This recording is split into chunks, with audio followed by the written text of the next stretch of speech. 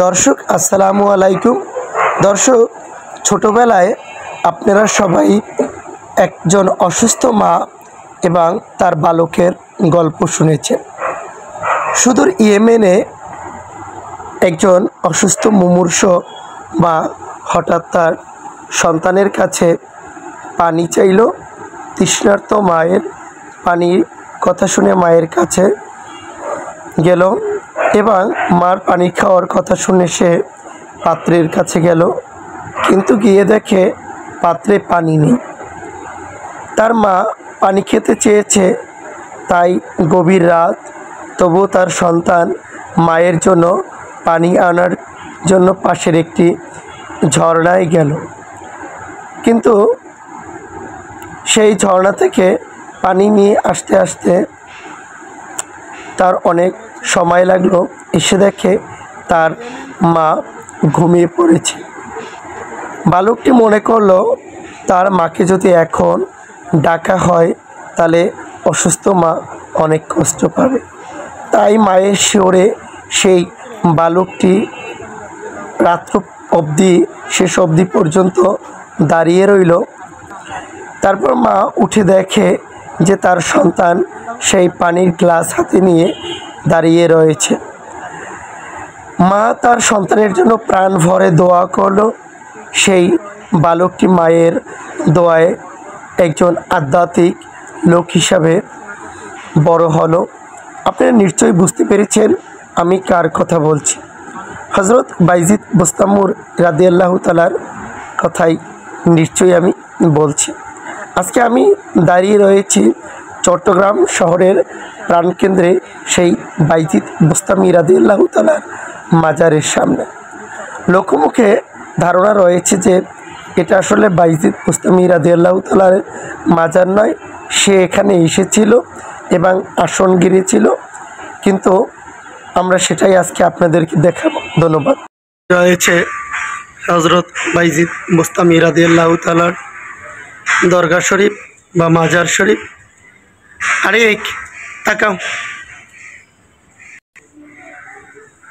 যে রয়েছে আমার ভাইগনা সৌদি প্রবাসী, তার সৌজন্যে ভ্রমণটা আজকে নিয়ে আসছে। ধন্যবাদ আমার ভাইগনাকে, তার কামাই রোজগারের জন্য বরকত দিয়ে থাকে আল্লাহ তাআলা। ভিউয়ার্স, আমরা যে মাতৃভক্তির যে গল্পটা আপনাদেরকে শুনিয়েছি, সেই গল্পটি এখানে একটি হাতের উপরে লেখা আছে। ভিউয়ার্স, স্পষ্ট করে লেখা আছে মাজারে সেজদা করা শরীয়তে মতে নিয়ম নেই। মাজারে সেজদা করা শিরক। এই যে দেখতে পাচ্ছেন পবিত্র মাজার শরীফ। আসসালামু আলাইকুম।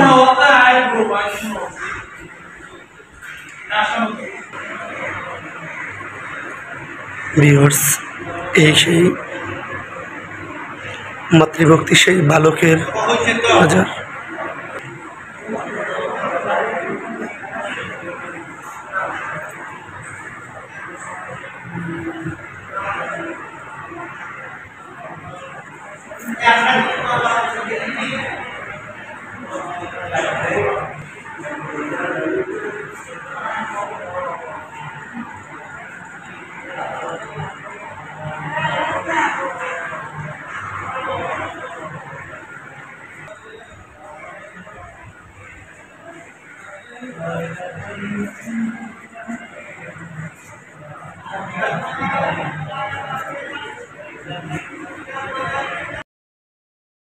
এই যে বাইজিদ বুস্তামির মাজারের এখানে এটা কাঠগোলাপ গাছ রয়েছে, যে দেখতে পাচ্ছেন।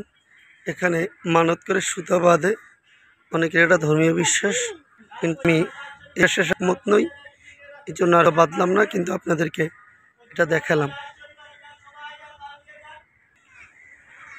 ভিউয়ার্স, এই মাজারের ভিতরেও রয়েছে অসংখ্য ব্যক্তিদের কবর।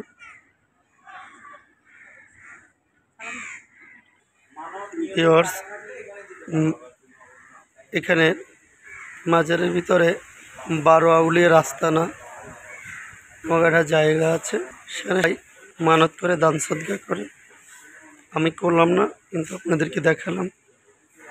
এবং এখানে রয়েছে অনেক কবর।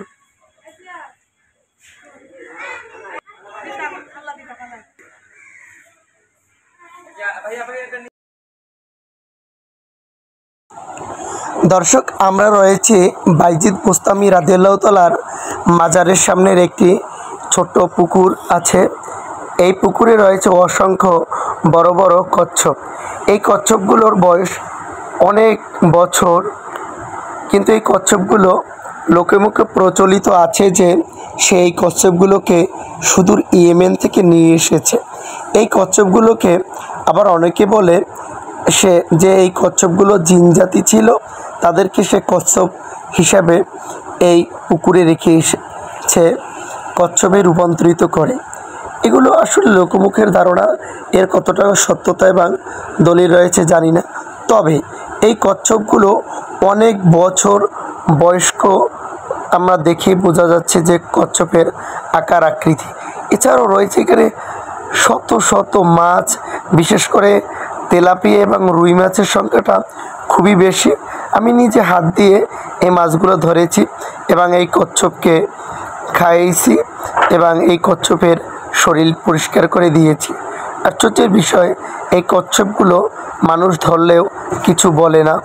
এই যে দেখতে পাচ্ছেন, খুবই বিস্ময়কর ব্যাপার।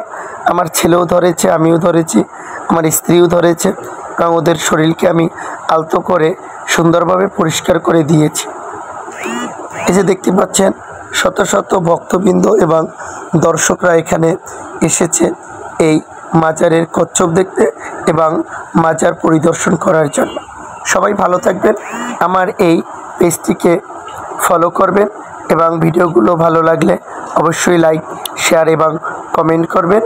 ধন্যবাদ সবাইকে এবং আমার সজীবের ডায়েরি ইউটিউব চ্যানেলটাকেও সাবস্ক্রাইব করবেন। আসসালামু আলাইকুম। আবারও দেখা হবে নতুন কোনো ভিডিও নিয়ে।